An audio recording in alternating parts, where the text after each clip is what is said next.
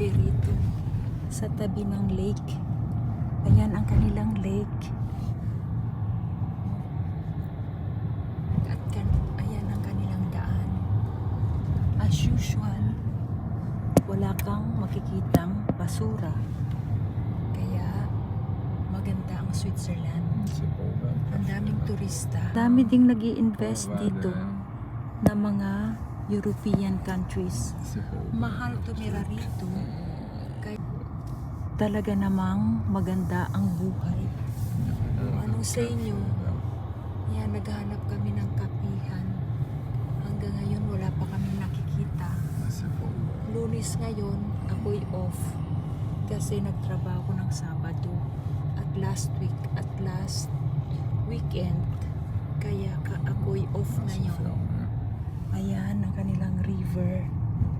Ang ganda, ang linis. Anong sa inyo?